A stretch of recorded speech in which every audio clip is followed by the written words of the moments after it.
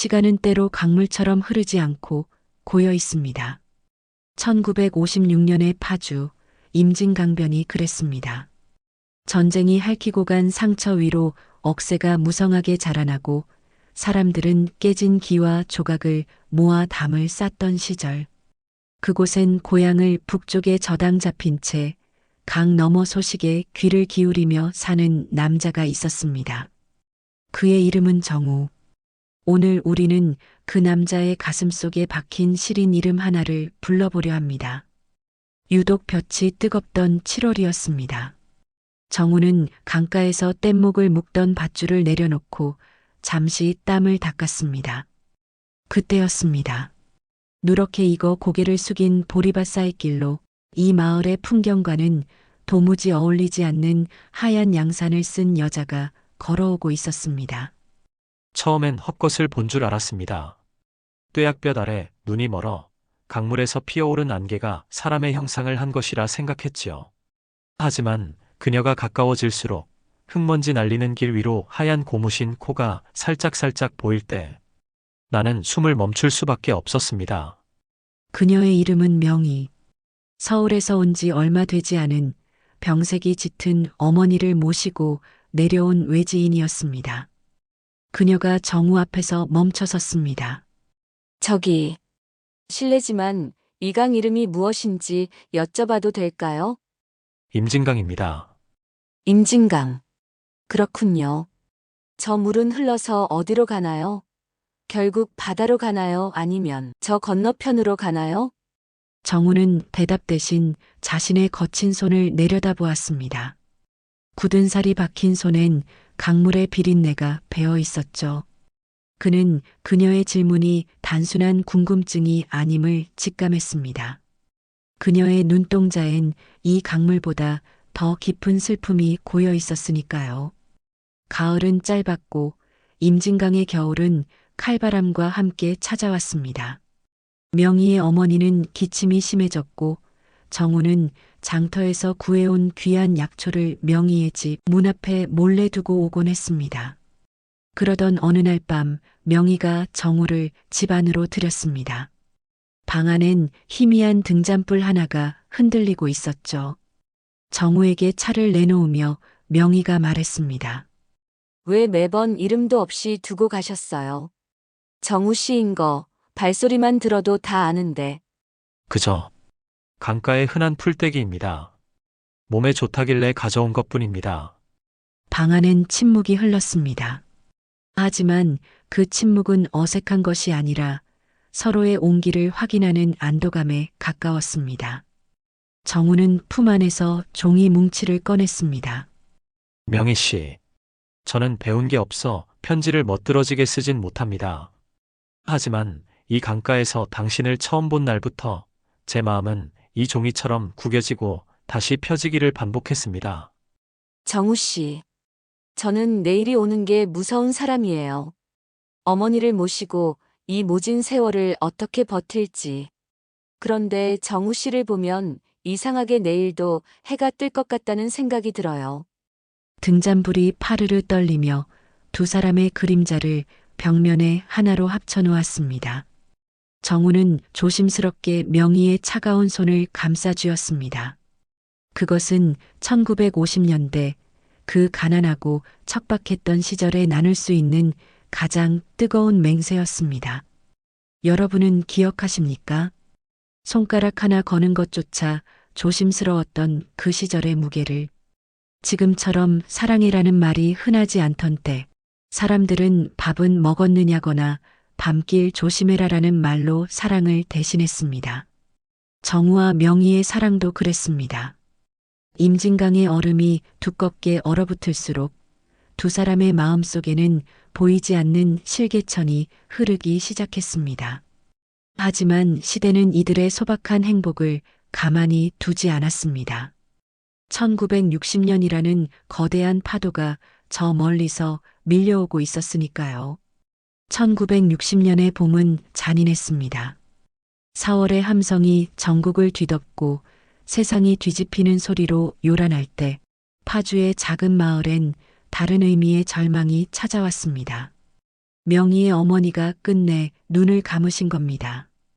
기댈 곳 하나 없던 명희에게 서울의 먼 친척이 일자리를 제안했고 그것은 선택이 아닌 생존을 위한 강요였습니다. 꼭 가야만 합니까? 내가 어떻게든 뗏목이를 늘려서라도. 정우 씨, 여기서 제가 할 수 있는 게 없어요. 어머니 약값으로 진 빚도 갚아야 하고 무엇보다 이곳에 있으면 자꾸 강 너머만 보게 돼요. 당신처럼 저 강물에 갇혀버릴까봐 겁이 나요. 정우는 아무 말도 할 수 없었습니다. 실향민인 자신에게 임진강은 고향으로 가는 유일한 길이었지만 명희에게 이 강은 슬픔이 고이는 늪이었음을 깨달았기 때문입니다. 떠나는 날 임진강역 플랫폼에는 매캐한 석탄 연기가 가득했습니다. 정우는 명희의 손에 낡은 손수건을 쥐어주며 이건 우리 어머니가 남기신 겁니다. 서울 가서 너무 힘들 때 이 냄새라도 맡으세요. 비린내가 좀 날 겁니다. 강가에서 산 놈이라. 기다리지 마세요.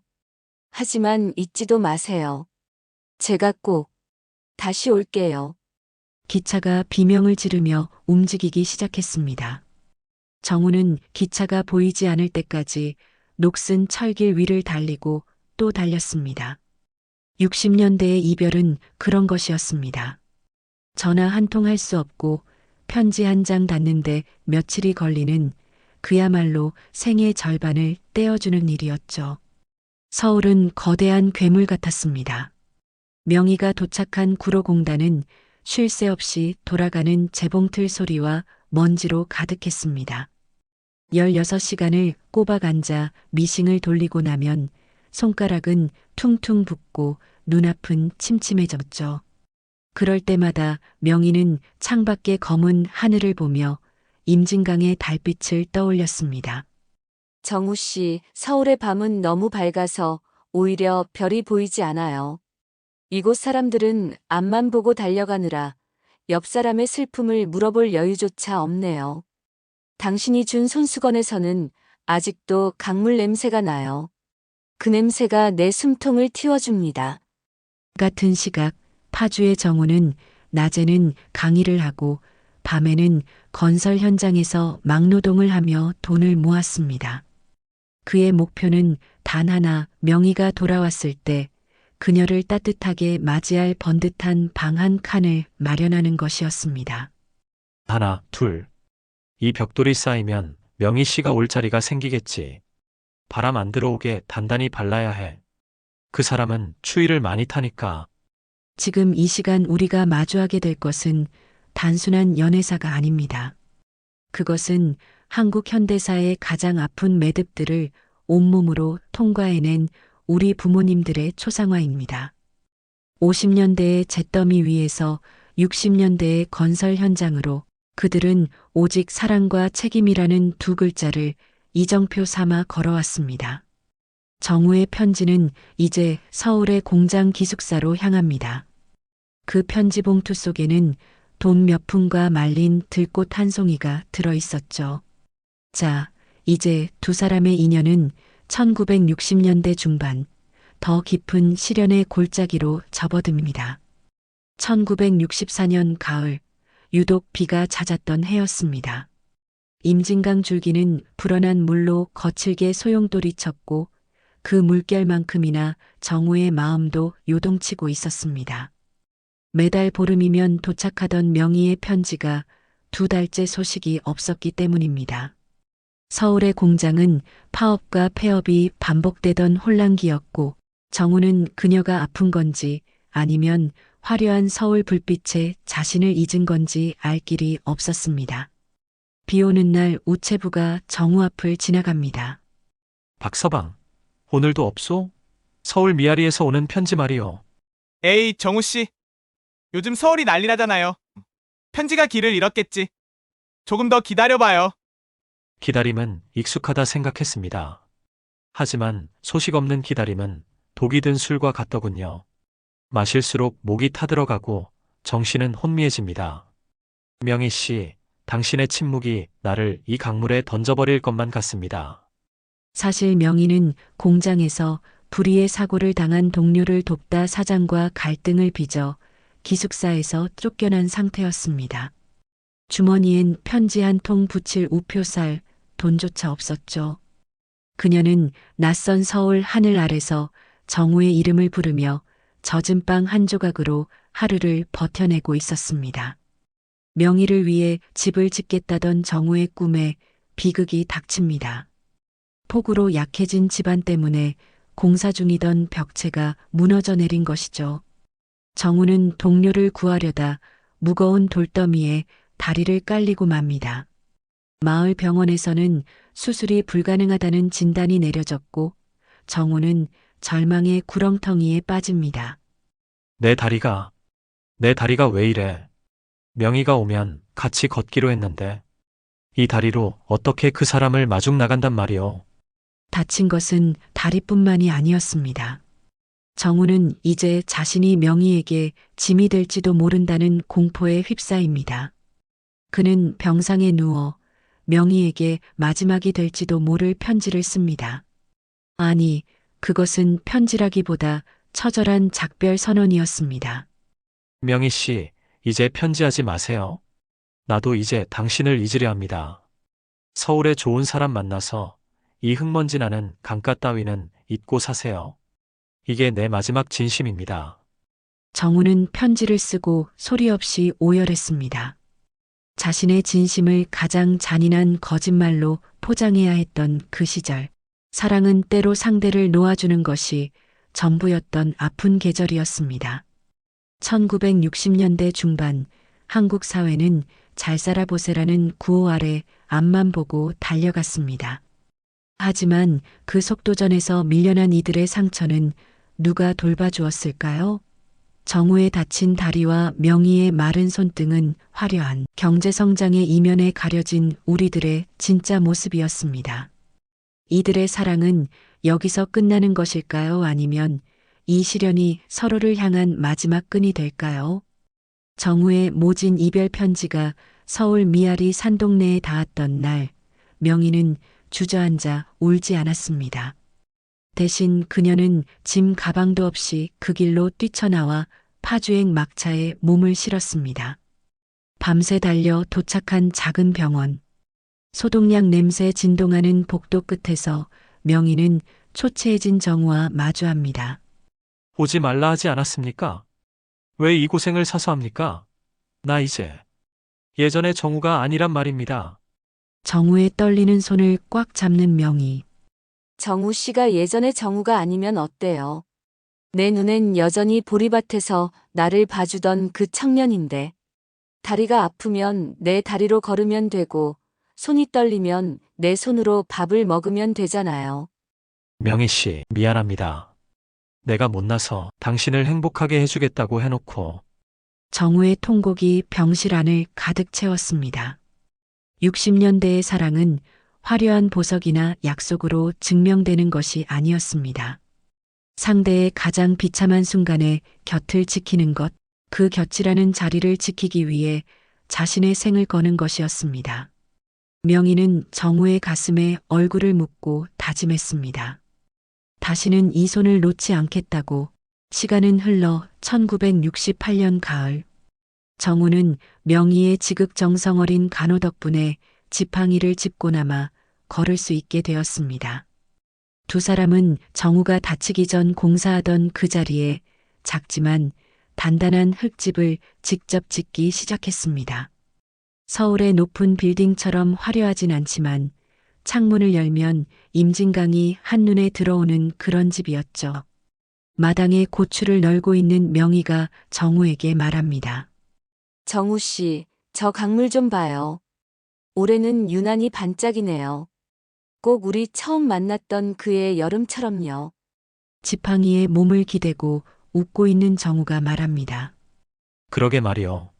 저 강물은 지치지도 않고 흐르는데 우리는 참 멀리도 돌아왔구려. 그래도 명희 씨, 내 저 강물에 대고 맹세할 건데 이제 당신 눈에서 눈물 나게 하는 일은 없을 거요. 마당가에는 명희가 서울에서 가져온 꽃씨들이 뿌리를 내렸습니다.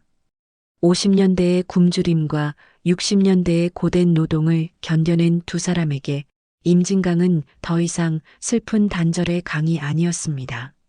그것은 매일 아침 서로의 안부를 묻는 생명의 강이었고 두 사람의 역사가 기록되는 거대한 일기장이었습니다. 1960년대의 마지막 겨울이 찾아왔습니다. 세상은 아폴로 11호의 달 착륙 소식으로 떠들썩했고 현대적인 고층 건물들이 도시의 스카이라인을 바꾸고 있었죠. 하지만 임진강변의 작은 흙집은 여전히 등잔불 대신 들어온 희미한 알전구 하나의 의지에 겨울을 나고 있었습니다. 그리고 그의 겨울, 두 사람에게 세상 무엇보다 귀한 선물이 찾아옵니다. 두꺼운 솜니불 속에서 숨을 고르는 명희가 정우에게 말합니다. 정우 씨, 아기 울음소리가 들려요. 우리 아기 강물 소리를 닮았나요? 감격에 젖어 아이를 품에 안는 정우. 명희 씨, 고생 많았소. 아기가 당신을 닮아 눈망울이 참 맑구려. 이 아이의 이름은 강이라 지읍시다. 우리가 이 강가에서 만나고 이별하고 다시 살아난 모든 시간을 잊지 않도록 말이요. 정우는 뭉툭해진 손가락으로 아기의 작은 손을 만져봅니다. 50년대의 굶주림도 60년대의 사고와 절망도 이 작은 생명의 숨결 앞에서 비로소 씻겨 내려가는 듯 했습니다. 두 사람은 깨달았습니다. 사랑이란 단순히 마주보는 것이 아니라 같은 곳을 바라보며 새로운 생명을 피워내는 끈질긴 생명력이라는 것을요. 세월은 무정하게 흘러 어느덧 수십 년이 지났습니다. 이제 임진강역엔 최신형 열차가 들어오고 강 건너를 바라보는 전망대엔 수많은 관광객이 오갑니다. 하지만 그 인파 속에서도 유독 눈에 띄는 노부부가 있습니다. 백발이 성성한 할머니의 휠체어를 밀며 다리를 조금 절면서도 단단하게 발을 내딛는 할아버지. 바로 정우와 명희입니다. 주름진 손으로 정우의 손을 잡는 명희가 정우에게 말합니다. 여보, 저 강물은 예나 지금이나 변함이 없네요. 우리가 처음 만났던 그 보리밭 자리는 이제 큰 길이 되었지만요. 길은 변해도 강물은 길을 잃지 않지 않소. 우리 인생도 저 강물 같았구려. 굽이굽이 돌고 돌아 결국엔 이렇게 평온하게 흐르고 있으니 말이요. 정우는 주머니에서 낡고해진 손수건 한 장을 꺼내 명희의 무릎 위에 놓아줍니다. 수십 년 전 임진강역 플랫폼에서 건넸던 그 어머니의 유품입니다. 이제 비린내는 사라지고 세월의 향기만 남은 그 천조각 위로 두 사람의 주름진 손이 겹쳐집니다. 긴 시간 동안 우리는 1950년대와 60년대를 관통하며 정우와 명희의 삶을 엿보았습니다. 누군가는 말합니다. 그 시절은 그저 배고프고 가난했던 암흑기였다고. 하지만 우리가 본 것은 그 어둠 속에서도 등불처럼 반짝였던 인간의 의지와 사랑이었습니다. 임진강은 오늘도 말없이 흐릅니다. 누군가의 이별을 실어 나르고 누군가의 재회를 축복하며 또 누군가의 간절한 기도를 바다로 데려가겠지요. 여러분의 가슴 속에 흐르는 임진강은 지금 어떤 빛깔인가요? 혹시 잊고 지냈던 소중한 사람의 손을 다시 잡고 싶어지지는 않으셨나요?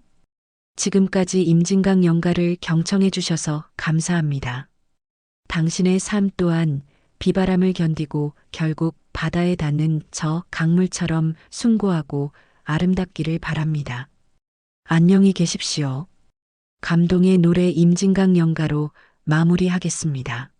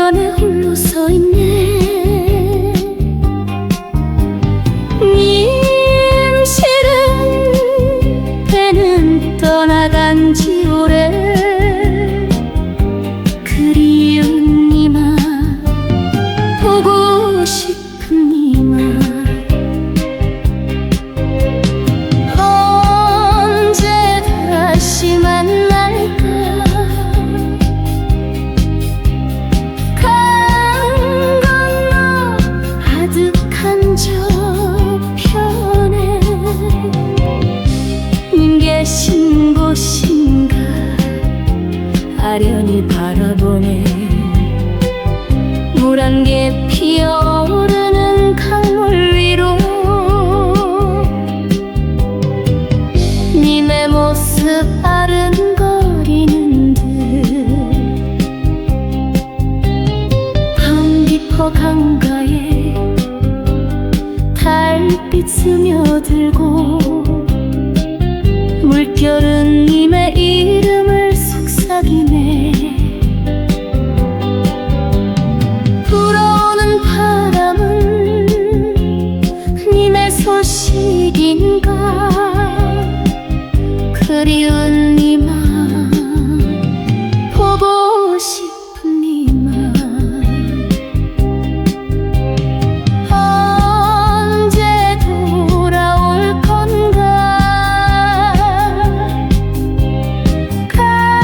가슴에 맺힌 그리움은 깊어가고 임진강은 오늘도 말이 없네.